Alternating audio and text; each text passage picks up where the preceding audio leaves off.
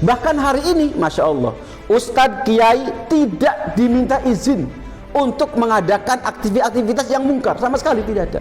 Bahkan tidak pernah ada yang takut. Di masa lalu luar biasa, untuk organ tunggal saja tidak bisa masuk. Boro-boro itu yang namanya kemudian rebanaan saja, kalau Kiai tidak mengizinkan, tidak. Itu di masa lalu luar biasa. Untuk itu kaum muslimin rahimakumullah, saat ini Masya Allah, termasuk goyang dombret yang kemudian sambil telanjang itu pun di depan, kemudian di samping, kemudian pesantren ulama besar, santai-santai saja. Tidak ada rasa takut, tidak ada ulama tidak memiliki kedikdayaan yang luar biasa.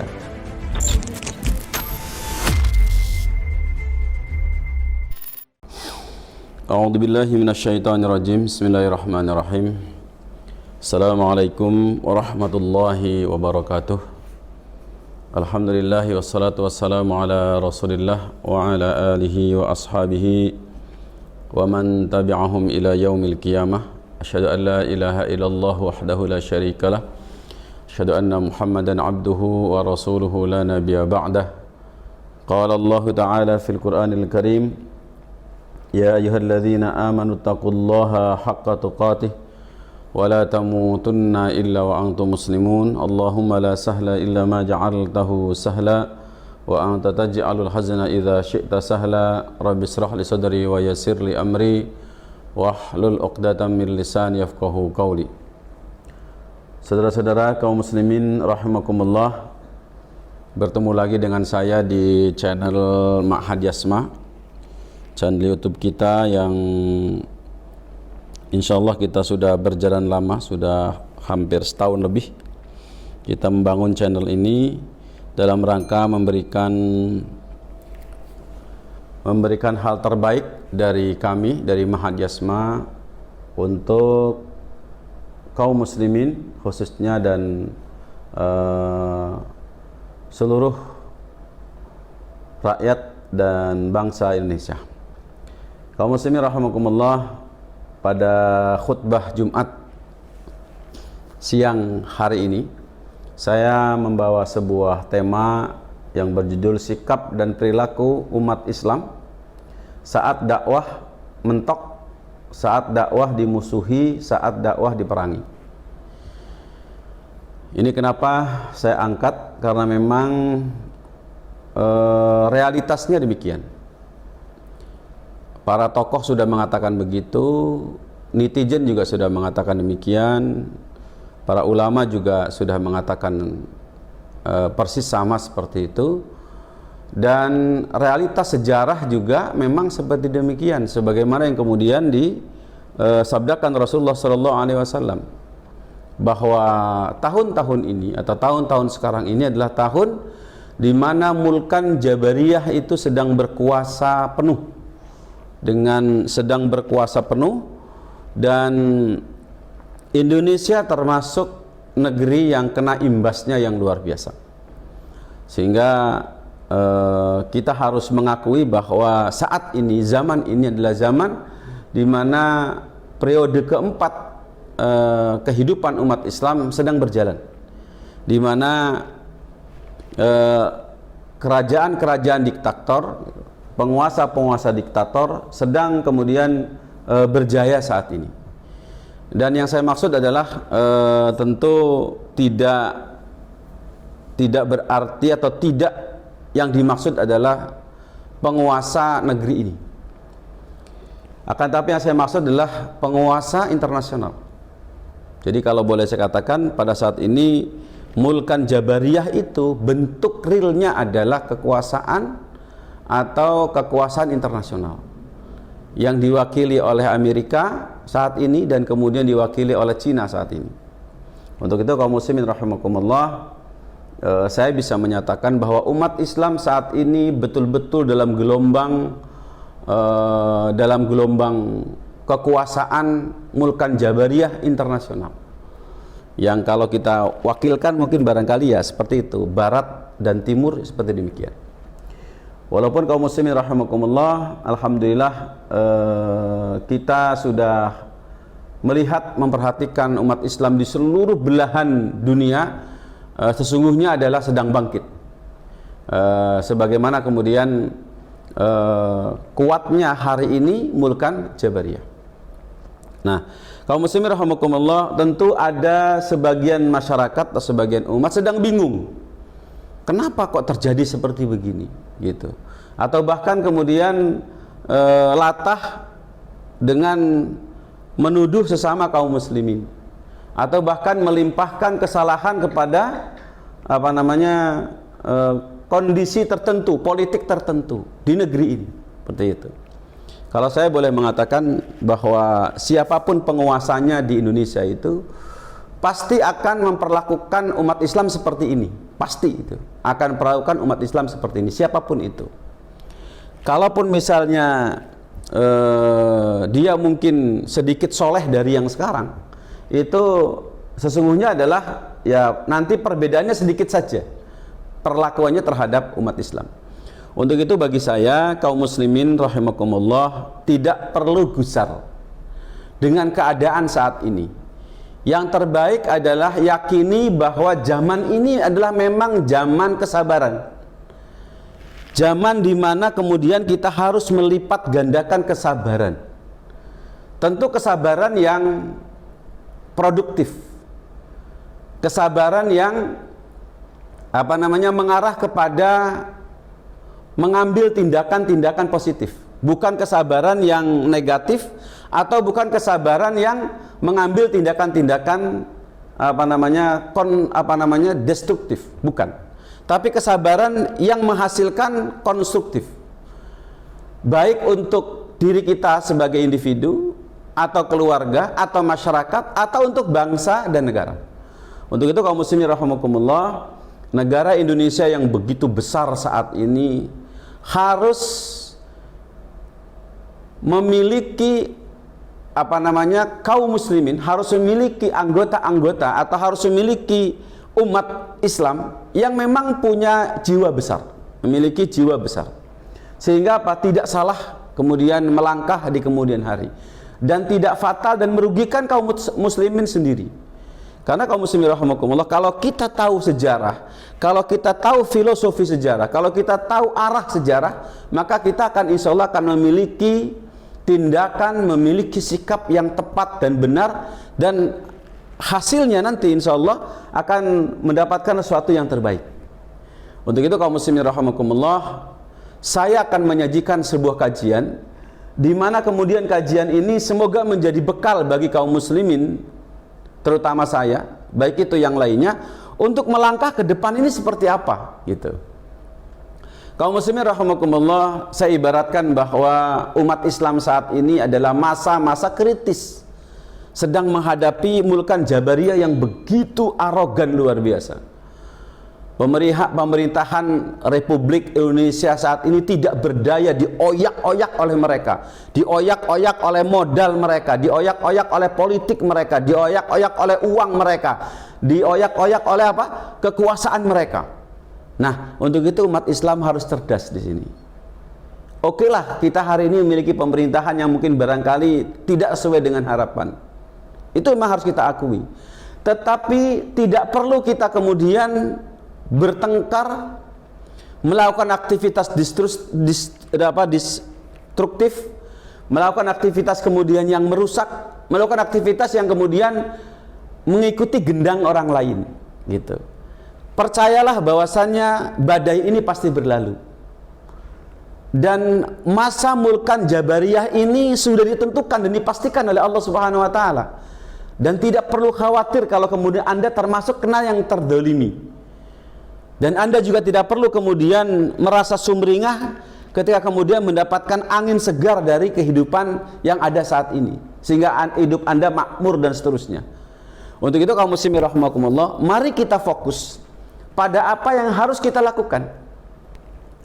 Kaum muslimin rahimakumullah, sebagai sebuah prolog akan saya sampaikan bahwa kewajiban seorang muslim agar tidak rugi hidup di dunia dan juga di akhirat, itu mesti memenuhi standar hidup seorang muslim yang asli, yang terdapat dalam surat Al-Asr. A'udzubillahi minasyaitonirrajim. Wal 'asri innal insana lafi khusrin illal ladzina amanu wa 'amilus solihati wa tawassaw bil haqqi wa tawassaw bis sabr. Kaum muslimin rahimakumullah, dalam ayat ini ada 4 hal yang harus dilakukan oleh kaum muslimin agar tidak rugi dalam menghadapi kehidupan setiap zaman, baik di zaman Rasulullah SAW atau di zaman Khalifah ala manhajin nubuwah di masa lalu, atau masa Mulkan Adhan di masa lalu, atau Mulkan Jabariyah di masa yang sekarang, atau di masa yang akan datang, yaitu masa Khilafah ala manhajin nubuwah yang kedua yang Rasul janjikan. Kenapa demikian? Karena ini dijamin oleh Allah Subhanahu wa taala dengan kalimat la fi khusrin. Orang itu pasti celaka kalau tidak melakukan 4 hal ini. Dan kita sudah tahu Imam Asy-Syafi'i rahimahullah taala pernah mengatakan bahwasanya apa? Kaum muslimin sesungguhnya cukup berpedoman pada 4 perkara ini, atau dengan surat ini saja, itu sudah cukup. Yang pertama apa? Belajar dengan tekun tentang ilmu agama sebenar-benarnya, sesahih-sahihnya. Hasilnya tentu harus mencapai pemahaman yang tertinggi. Di antara pemahaman yang tertinggi adalah apa? Kalau iman seseorang itu tinggi, maka dia pasti akan tasamuh. Tasamuh itu memiliki toleransi yang sangat kuat, terutama kepada kaum muslimin. Anda boleh cek dalam kitab Al-Imannya Al-Imam Ibnu Taimiyah rahimahullah taala. Ada sebuah hadis sampaikan di situ, Rasulullah mengatakan bahwasanya apa itu iman tertinggi adalah tasamuh. Itu yang pertama. Yang kedua adalah mengamalkan. Amalkan wahai kaum muslimin Islam sebisa mungkin oleh Anda sampai puncak tertingginya, terutama dalam urusan individu. Kalau menurut Anda bahwa sholat berjamaah di masjid itu adalah apa? Amal tertinggi individu, maka lakukan dengan baik, terutama sholat subuh berjamaah. Lakukan itu dengan baik. Kalau amal tertinggi dari sisi ekonomi atau dari sisi kehalalan itu terhindar dari yang namanya riba, maka bekerja keraslah wahai umat Islam untuk mengamalkan Islam dengan cara Pak menghindari riba. Begitu. Dengan menghindari riba. Kalau Anda yakin bahwasannya amal tertinggi umat Islam dalam urusan rumah tangga itu adalah poligami, lakukan poligami dengan sebaik-baiknya. Jangan bikin onar, jangan bikin kemudian apa perkara yang kemudian bikin masalah di tengah-tengah masyarakat. Poligami tanpa kesiapan dan lain sebagainya. Kalau Anda yakin bahwa amal individu Anda itu yakin bahwasanya dengan terlibat dalam urusan amar ma'ruf nahi mungkar, maka libatkan diri Anda. Toh medianya banyak kemungkaran di apa namanya di dekat rumah kita. Ada yang tidak sholat 5 waktu, ada yang kemudian juga bermaksiat dan lain sebagainya. Lakukan yang terbaik. Itu. Beramalah yang terbaik untuk individu. Sampai menjadi diri kita ini laki-laki yang soleh, wanita yang soleh, atau umat Islam yang secara individu disebut dengan soleh atau solehah. Yang kedua, kaum muslimin rahimakumullah, menurut ayat inilah apa? Berdakwah sampai akhir hayat, baik untuk diri sendiri, untuk keluarga, untuk masyarakat, atau untuk bangsa dan negara. Seperti itu. Karena kewajiban kita adalah Pak memelihara diri kita tetap baik, keluarga tetap baik, masyarakat tetap baik, bangsa dan negaranya tetap baik. Kita sudah tahu saat ini bagaimana negeri kita, bangsa kita, negara kita sedang dioyak-oyak, dihabisin, dihantui, kemudian dirusak oleh berbagai kekuatan apa namanya Mulkan Jabariyah internasional. Mari kita datang, mari kita perbaiki, mari kita lakukan aktivitas yang terbaik seperti itu. Itu yang ketiga. Yang keempat, kaum muslimin rahimakumullah, bersabar dalam menghadapi ujian dakwah. Bersabar dalam menghadapi ujian dakwah. Nah, kaum muslimin rahimakumullah, kebiasaan dakwah ini, kebiasaan kemudian bersabar ini adalah kebiasaan-kebiasaan kaum muslimin di masa lalu untuk mendapatkan sebuah kemenangan. Untuk itu kaum muslimin rahimakumullah, mari kita tunggu. Mari kita kemudian yakini bahwa janji Allah tentang kemenangan Islam itu pasti ada. Dan Rasulullah sudah mengatakan di seluruh dunia ini pasti akan mendengarkan azan, akan mendengar kalimat la ilaha illallah, seluruh masuk ke rumah-rumah. Itu pasti akan terjadi. Tidak usah khawatir. Untuk itu kaum muslimin rahimakumullah, Mari kita sikapi kebrutalan kaum kufar, kedunguan orang-orang munafikun. Ini mari kita sikapi dengan benar. Karena kaum muslimin rahimakumullah, ada sebuah ayat yang harus saya sampaikan pada kesempatan kali ini tentang kondisi saat ini seperti apa sebenarnya, supaya kita paham betul dan sikapnya harus seperti apa. Untuk itu mari kita masuk kepada materi. Kita mulai dari surat Al-An'am ayat 112 sampai 113. Allah Ta'ala berfirman, A'udzubillahi minasyaitonirrajim, wa kadzalika ja'alna likulli nabiyyin aduwa syayatinal insi wal jinni yuhi ba'duhum ila ba'din zuhrufal qawli ghurura walau syaa rabbuka ma fa'aluhu fadharhum wa ma yaftarun wa litasgha ilaihi afidatul ladzina la yu'minuna bil akhirah waliyardauhu waliyaqtarifu ma hum muqtarifun. Ayat ini kaum muslimin rahimakumullah sangat jelas. Untuk itu mari saya bacakan terjemahnya. Dan demikianlah untuk setiap nabi kami jadikan musuh yang terdiri dari setan-setan, manusia dan jin. Sebagaimana sebagian mereka membisikkan kepada sebagian yang lain perkataan yang indah sebagai tipuan. Dan kalau Tuhanmu menghendaki, niscaya mereka tidak akan melakukannya, maka biarkanlah mereka bersama apa kebohongan yang mereka ada-adakan. Dan agar hati kecil orang-orang yang tidak beriman kepada akhirat tertarik kepada bisikan itu dan menyenanginya, dan agar mereka melakukan apa yang biasa mereka lakukan. Kaum muslimin rahimakumullah, ayat ini sangat jelas. Yang pertama, bahwa di setiap kenabian, berarti termasuk kenabian Nabi Muhammad SAW untuk umat akhir zaman, untuk rahmatan lil alamin ini, maka pasti Allah sudah menciptakan yang namanya setan untuk menjadi musuh Nabi Muhammad dan umat Nabi Muhammad sampai akhir zaman. Itu sudah. Siapa musuh itu namanya? Namanya adalah setan. Kemudian siapa setan itu? Ternyata dari dua jenis makhluk, yang namanya manusia dan yang namanya jin. Kaum muslimin rahimakumullah, Rasulullah SAW, para sahabat radhiyallahu anhum, dan kemudian para ulama sudah sepakat bahwasannya apa? Setan dari bangsa jin itu gampang ditaklukkan, mudah sekali ditaklukkan. Tetapi yang paling sulit dan paling tidak mudah untuk ditaklukkan itu siapa? Setan dari bangsa manusia. Dari bangsa manusia. Makanya Pak, menaklukkan Fir'aun, menaklukkan yang namanya Abu Jahal, Abu Lahab, kemudian menaklukkan Walid bin Mughirah, ini bukan perkara gampang. Ini perkara sulit yang luar biasa yang dihadapi Rasulullah SAW. Dan karena itulah kemudian muncullah dakwah amar ma'ruf nahi munkar dan jihad fisabilillah untuk mereka. Dan kita sudah tahu, untuk mengusir setan Allah sudah menyiapkan 3 surat utama, yaitu qul huwallahu ahad, qul a'udzu birabbil falaq, qul a'udzu birabbin nas. Sudah selesai. Bahkan setan itu bisa lari terbirit-birit melihat sosok atau bentuk manusia muslim seperti Umar bin Khattab radhiyallahu anhu. Tidak perlu, tidak khawatir. Tapi yang paling sulit dikendalikan, paling kemudian merepotkan kemudian para nabi adalah apa? Setan dari bangsa manusia.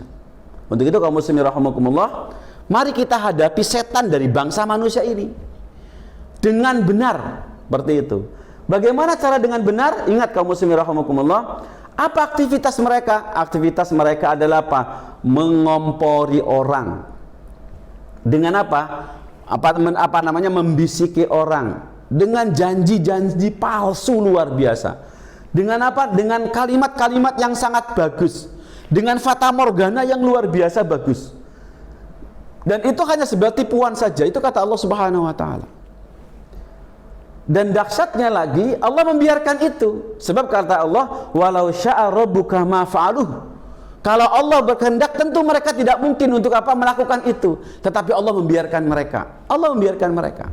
Artinya apa? Kelakuan mereka yang membisikkan hal-hal yang indah, padahal aslinya adalah jelek, itu Allah biarkan.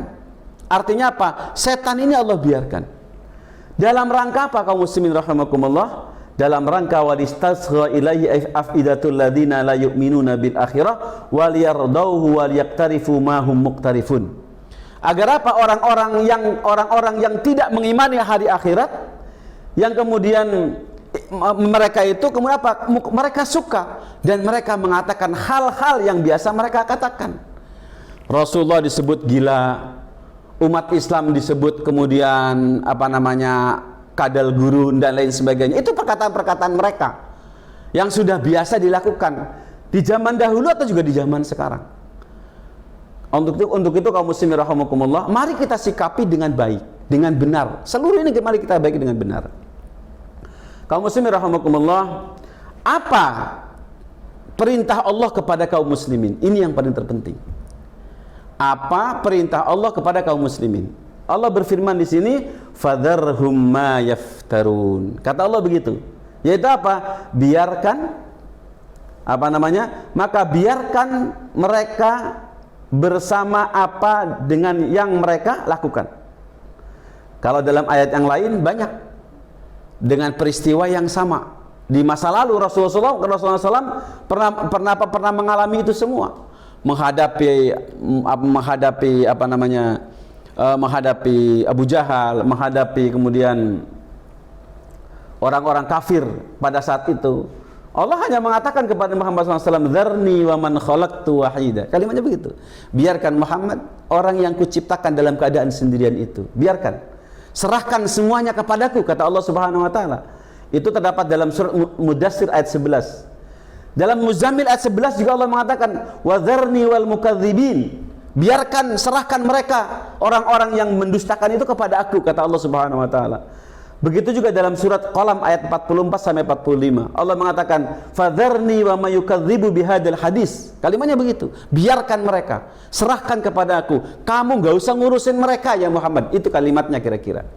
Untuk itu kaum muslimin rahimakumullah, maka apa sikap terbaik, apa perilaku terbaik umat Islam untuk menghadapi orang-orang yang apa namanya yang mempersekusi kaum muslimin, yang memusuhi kaum muslimin, yang memerangi kaum muslimin?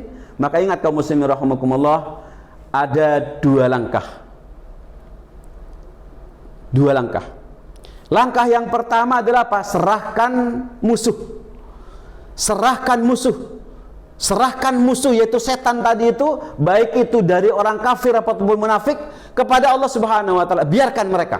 Serahkan kepada Allah Subhanahu wa taala. Dan Allah sudah mengajari kepada Nabi Muhammad SAW, dan Nabi Muhammad mengajari kepada umatnya. Allahumma kfinihim bima syi'ta, Allahumma kfinihim bima syi'ta, Allahumma kfinihim bima syi'ta, dan seterusnya. Itulah yang Rasulullah ajarkan kepada kaum muslimin. Artinya apa? Biarkan mereka merajalela. Kita tidak boleh ikut genderang mereka, tidak boleh ikut apa namanya gendang mereka, tidak perlu. Mari kita fokus yang kedua. Untuk itu apa? Perilaku, sikap kita yang kedua apa? Fokus pada visi dan misi pokok umat Islam yang tadi kita lakukan 4. Belajar, mengamalkan Islam, berdakwah, dan bersabar. Seperti itu. Mari kita fokus di situ. Dan tidak perlu kita melakukan apapun untuk kemudian hal-hal yang kaitannya dengan apa namanya bertengkar dengan mereka. Nggak perlu.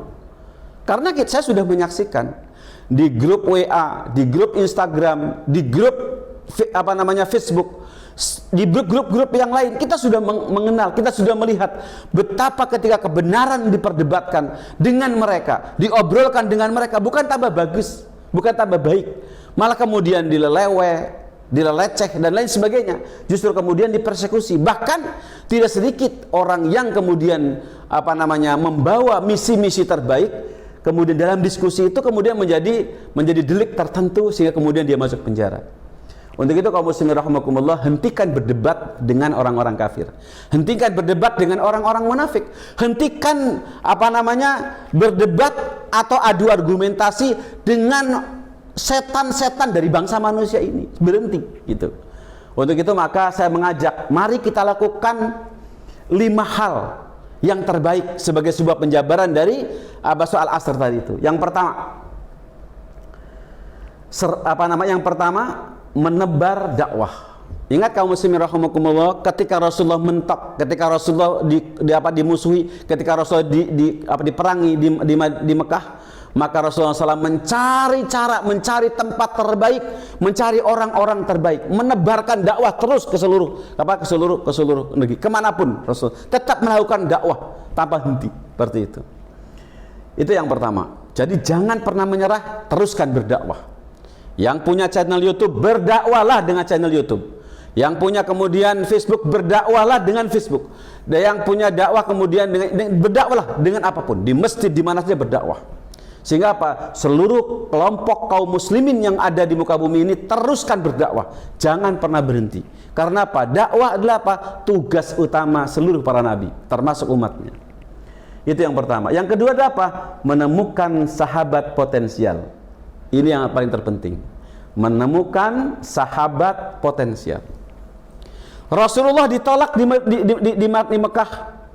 Rasulullah mencari tempat-tempat yang paling mungkin untuk apa? Untuk menerima. Paling tidak untuk melindungi. Kita sudah tahu Rasulullah pernah hijrah ke dua tempat hijrah. Dan Rasulullah melakukan itu semuanya. Dan sukses besar. Makanya kaum muslimin rahimakumullah, berhenti berdebat dengan mereka, teruskan berdakwah. Yang kedua apa? Temukan sahabat potensial. Saya punya keyakinan, dikala Mulkan Jabariyah sudah naik dan sudah di puncak saat ini, maka ingat, umat Islam pun sedang naik. Umat Islam pun sedang naik. Saya tidak tahu siapa yang menggerakkan mereka untuk menggelorakan belajar berenang, belajar memanah, belajar berkuda, adanya rumah tahfidz di mana-mana, pesantren berdiri di mana-mana. Kemudian militansi anak-anak muda, kemudian kembali kepada hijrah. Ini luar biasa. Saya tidak tahu siapa yang menggerakkan. Yang pasti yang saya tahu adalah Allah Subhanahu wa taala yang menggerakkan. Bukan kelompok tertentu atau kelompok manapun. Kenapa? Karena Allah Subhanahu wa taala Maha Kuasa untuk menetapkan kapan tergulingnya Mulkan Jabariyah. Dan Allah sudah siapkan. Dan kita sudah tahu sebagaimana penjelasan para ulama bahwa di akhir zaman, sebelum kemudian kemenangan umat Islam muncul, maka ingat, Allah akan menghadirkan orang-orang seperti Abu Bakar, seperti Umar, seperti Utsman, seperti itu akan muncul. Dan itu sedang terus dilakukan. Dan hari ini Masya Allah luar biasa. Dan jangan lupa, kita pun menyaksikan di kepolisian, di ketentaraan, anak-anak kita, santri-santri kita diterima. Bahkan tidak perlu tes yang rumit-rumit. Yang penting hafal Quran, masuk, selesai. Luar biasa. Ini Masya Allah luar biasa. Untuk itu kaum muslimin rahimakumullah, kekuatan Mulkan Jabariyah aslinya tidak berdaya dengan program-program Allah Subhanahu wa taala. Untuk itu mari kita sambut. Mari kita perbaiki keadaan kita. Untuk itu apa? Maka kita fokus menemukan sahabat potensial. Saya yakin di kepolisian masih ada orang baik, di ketentaraan masih ada orang baik, di ASN masih banyak orang baik, di KPK masih ada orang baik, di pemerintahan masih banyak orang baik. Mari kita kemudian temukan mereka, ajak ngobrol mereka. Itu. Untuk itu maka yang ketiga, lakukan silaturahim, kerjasama dan menguatkan ukhuwah. Jadi berhentilah berdebat. Berhentilah kemudian melakukan aktivitas-aktivitas yang merugikan kita sendiri. Karena ingat, orang soleh itu kalau berdebat dengan orang kufur, itu nggak akan sulit memenangkan pertarungan. Kenapa? Karena memang orang munafik, orang kafir, semaunya dia melakukan aktivitas terbaik mereka. Yaitu apa? Mempecundangi umat Islam itu sudah biasa. Untuk itu kaum muslimin rahimakumullah, kemenangan pasti akan datang. Caranya tadi itu, yang kedua tadi itu apalah? Yang kedua adalah menemukan sahabat potensial dimanapun kita berada. Saya yakin di setiap kelompok manapun, di setiap tempat manapun pasti ada orang terbaik. Temukan mereka, ajak mereka berbicara, ajak mereka ngobrol, ajak mereka kerjasama untuk membangun ukhuwah kembali lebih baik. Kemudian itu yang ketiga, kaum muslimin rahimakumullah. Yang keempat adalah menambah daya tawar politik dan daya saing ekonomi. Ingat kaum muslimin rahimakumullah, Amerika jaya dengan kekuatan politik, Cina jaya dengan kekuatan ekonomi. Dan saya sampaikan, ada dua pilar kejayaan umat manusia siapapun, sekalipun orang kafir. Yaitu apa? Manakala mereka punya dua pilar itu. Yaitu apa? kekuasaan dan uang, politik dan ekonomi. Maka siapapun yang berkuasa, siapapun yang memiliki uang, maka pasti bisa berjaya. Untuk itu, untuk apa kita berdebat secara konsep, secara teori dengan orang-orang itu yang nggak jelas itu? Maka lebih baik kita tambah daya tawar politik kita tambah daya saing ekonomi kita. Untuk itu maka para tokoh yang ada di dunia politik fokus saja menjadi orang-orang mempesona. Penuhi kaum muslimin yang lemah, atau rakyat Indonesia yang lemah ini, yang membutuhkan kepemimpinan, yang membutuhkan kejujuran, yang membutuhkan transparansi, yang membutuhkan keadilan. Datanglah kepada mereka, berikan kemudahan hal yang terbaik untuk mereka, bangun sebuah konsep terbaik sehingga mereka percaya, sehingga mereka bersama dengan Anda. Untuk itu kaum muslimin rahimakumullah, jangan lupa bahwa politik itu sangat penting. Dan politik itu murni semuanya kembali kepada kepercayaan. Maka Anda butuh mempesona. Dan saya katakan, orang mempesona itu sikap paling dasarnya adalah memaafkan kesalahan banyak orang. Kesalahan orang-orang di bawah Anda. Anda begitu santun, Anda begitu tidak peduli terhadap cercaan dan celaan. Anda terus melakukan program-program terbaik untuk apa? Merebut hati masyarakat, merebut hati rakyat, merebut hati orang-orang terbaik yang ada hari ini. Supaya kemudian bersama dengan Anda dan menggelinding, memperbesar kapasitas kepemimpinan Anda. Itu yang Anda lakukan. Untuk itu dimanapun Anda berpolitik saat ini, lakukan itu yang terbaik.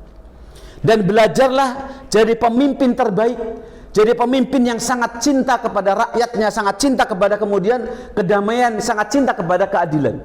Lakukan itu dan belajarlah sekarang. Baik itu pelajar, mahasiswa, atau juga orang-orang sudah aktif di dunia politik. Termasuk para ulama, para kiai. Mulailah turun ke masyarakat, mulailah terjun ke masyarakat, kebutuhan mereka apa. Jangan sampai kaum muslimin rahimakumullah ada kiai kondang di satu tempat tapi di sekelilingnya tidak bisa baca Quran. Ini masalah gitu. Turunlah. Mulai turun, mulai terjun, datangi mereka. Beri mereka yang terbaik. Mereka butuh sapaan Anda, mereka butuh kasih sayang Anda, mereka butuh pengakuan Anda. Mereka butuh kemudian sikap santun Anda terhadap mereka. Untuk itu kaum muslimin rahimakumullah, lakukan itu. Agar apa? Nilai politik Anda tinggi, kepercayaan masyarakat tinggi, sehingga daya tawar Anda tinggi. Kaum muslimin rahimakumullah, saya masih merasakan di tahun 80-an, di tahun kemudian 70-an, ketika usia saya 10 tahun, saya merasakan kalau ada kiai saya lewat, ada orang main judi, langsung kabur. Ada orang minum minuman keras, langsung kabur. Ketika melihat apa? Ulama lewat, kiai lewat. Kalau sekarang malah santai saja, mereka katakan, Pak Kiai mohon maaf kami sedang berjudi. La haula wala quwata illa billah. Bahkan hari ini Masya Allah, Ustadz Kiai tidak diminta izin untuk mengadakan aktivitas yang mungkar, sama sekali tidak ada. Bahkan tidak pernah ada yang takut. Pada masa lalu luar biasa, untuk organ tunggal saja tidak bisa masuk. Boro-boro itu yang namanya kemudian rebanaan saja, kalau Kiai tidak mengizinkan tidak. Itu di masa lalu luar biasa. Untuk itu kaum muslimin rahimakumullah, saat ini Masya Allah, termasuk goyang dombret yang kemudian sambil telanjang itu pun di depan, kemudian di samping, kemudian pesantren ulama besar, santai-santai saja. Tidak ada rasa takut, tidak ada ulama tidak memiliki kedikdayaan yang luar biasa. Untuk itu kaum muslimin rahimakumullah, wahai para ulama, mulailah. Ayo turun lagi. Jangan di Menara Gading. Santuni mereka. Makanya kaum muslimin rahimakumullah, Ma'had Yasma yang saya pimpin saat ini, saya betul-betul membebaskan kaum muslimin untuk bayar, untuk belajar di tempat kami. Walaupun notabene mereka orang-orang fakir, tapi jangan lupa mereka orang-orang cerdas. Mereka yang punya hak untuk belajar sampai 9 tahun sampai 12 tahun. Mereka punya hak belajar. Untuk itu kaum muslimin rahimakumullah, mari kita lakukan yang terbaik. Kemudian ingat, wahai para pedagang, ahli ekonomi, para pembisnis, para pengusaha, lakukan aktivitas terbaik, lebih serius, lebih inovatif, dan lakukan yang terbaik. dan kumpulkan harta sebanyak-banyaknya. Rebut harta-harta yang sudah direbut oleh orang lain. Ingat kaum muslimin rahimakumullah, jika harta hari ini dikuasai oleh orang-orang yang tidak mencintai Allah Subhanahu wa taala, maka pasti akan digunakan untuk kemurkaan kepada Allah Subhanahu wa taala. Untuk hal-hal yang mungkar, yang sehingga kemudian Allah murka kepada kita.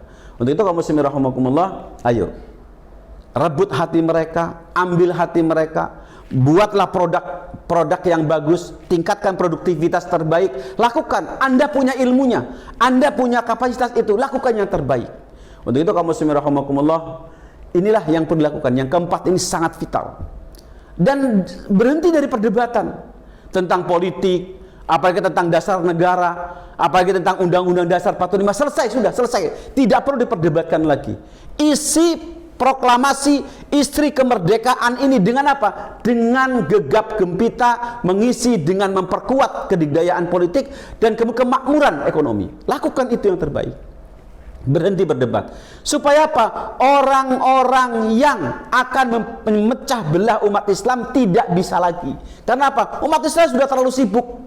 Untuk apa? Ngurusin ekonomi, ngurusin politiknya sudah terlalu sibuk. Untuk itu kaum muslimin rahimakumullah, lakukan yang terbaik. Ini yang keempat. Nah, kemudian yang kelima, kaum muslimin rahimakumullah, jangan lupa, jangan putus asa. Jangan putus asa. Ingat orang-orang kafir yang hari ini menyerang kita, orang-orang munafik yang hari ini berkomplot dengan orang-orang kafir, masih ada kemungkinan diberi hidayah oleh Allah Subhanahu wa taala. Apalagi kaum muslimin secara umum. Maka untuk itu yang kelima, maka doakan mereka dengan kebaikan untuk semua makhluk. Mendoakan kebaikan untuk semua makhluk. Kaum muslimin rahimakumullah, biasakan berdoalah untuk presiden kita, misalnya diampuni, diperbaiki keadaannya, dibelokkan hatinya untuk santun, baik, bagus kepada umat Islam dan lain sebagainya. Doakan. Jangan pernah berhenti berdoa. Sebagaimana perkataan Imam Ahmad rahimahullah ta'ala, kalau aku punya doa yang makbul, maka sungguh aku akan berikan kepada pemimpin. Lakukan yang terbaik. Seperti itu. Kenapa demikian? Karena Masya Allah kaum muslimin rahimakumullah, iman tidak pernah dibagikan oleh Allah Subhanahu wa ta'ala dengan terang-terangan. Dan setiap manusia tidak diberi kekuasaan untuk memberikan hidayah pada siapapun. Tetapi mendoakan bisa. Maka doakan. Sebagaimana kemudian Rasulullah mendoakan apa orang-orang kafir di masa lalu untuk apa? Untuk kebaikan, supaya mereka sadar, supaya mereka kemudian masuk Islam dan seterusnya. Untuk itu maka Anda hari ini punya presiden, punya anggota DPRD, punya kepolisian, punya ketentaraan, punya ASN, punya ulama, punya ustadz, punya kiai, punya santri, punya ahli ekonomi, punya ahli politik, banyak sekali, luar biasa. Doakan mereka semua agar diampuni oleh Allah Subhanahu wa taala, agar diperbaiki keadaannya dari buruk menjadi baik, agar dimudahkan segala urusannya, dan kemudian apa? Agar diberikan mereka rasa mencintai Allah Subhanahu wa taala, mencintai Rasulnya, dan mencintai Islam secara keseluruhan. Ingat kaum muslimin rahimahumullah, tidak ada senjata terbaik bagi kaum muslimin kecuali doa. Untuk itu maka muslimin rahimakumullah, mari kita berdoa. Sering-sering berdoa, gunakan tahajud Anda. Gunakan sujud terakhir di salat Anda untuk mendoakan para penguasa saat ini yang notabene saat ini sedang apa? Digayang, kemudian diperdaya oleh Mulkan Jabariyah internasional. Doakan mereka agar mereka kuat, agar mereka kembali kepada Islam, agar mereka kembali berbuat adil, agar mereka kembali memikirkan umat Islam atau memikirkan rakyat Indonesia atau bangsa ini. Jangan sampai kemudian mereka terus-terusan kemudian berada dalam kesesatan. Untuk itu kaum muslimin rahimakumullah, para ulama, para kiai, para ustadz, orang-orang soleh, para wali sekalipun, ayo berdoa kepada Allah Subhanahu wa taala. Agar apa? Kalau kita sering berdoa kebaikan untuk mereka semua, untuk siapapun di alam semesta ini, maka insya Allah muka kita akan semakin baik, wajah kita akan semakin berseri-seri, kehidupan kita akan semakin diperbaiki oleh Allah Subhanahu wa taala. Kaum muslimin rahimakumullah, itulah barangkali dua sikap dan perilaku kita ketika kita menghadapi menghadapi betapa kuatnya Mulkan Jabariyah pada saat ini. Kesimpulannya yang pertama adalah apa? Serahkan kepada Allah Subhanahu wa taala. Dzarni, kata Allah, dzarni wa man khalaqtu wahida. Kata Allah begitu. Kemudian Rasulullah mengajarkan Allahumma kfinihim bimaksitna. Ya Allah, aku cukupkan urusan mereka kepadamu. Kemudian selanjutnya yang kedua, sikap yang kedua adalah apa? Fokus pada visi dan misi terbaik umat Islam. Apa itu? Yang pertama adalah apa? Yang pertama adalah apa? Terus berdakwah, lanjutkan berdakwah. Yang kedua, temukan sahabat potensial. Yang ketiga adalah apa? Silaturahim, bekerja sama. Kemudian kuatkan ukhuwah antar umat Islam. Kemudian yang keempat adalah apa? Naikkan level atau kapasitas kepemimpinan Anda atau politik Anda, sehingga Anda kemudian memiliki apa? Memiliki daya tawar politik tinggi. Kemudian apa? Naikkan level dan banyaknya uang Anda, sehingga Anda memiliki produktivitas. Kemudian daya saing Anda kita semakin kuat. Dan yang terakhir adalah jangan lupa berdoalah kepada Allah Subhanahu wa taala untuk kebaikan seluruh makhluk di muka bumi ini, baik yang kafir ataupun yang mukmin. Karena apa? Yang kafir bisa jadi kemudian dibalikkan oleh Allah menjadi mukmin, dan yang mukmin yang mungkin barangkali hari ini tidak berdaya diberikan kekuatan menjadi kuat kembali dan berdaya guna dan kemudian bermanfaat untuk yang lainnya. Semoga bermanfaat. Alhamdulillah. Assalamualaikum warahmatullahi wabarakatuh.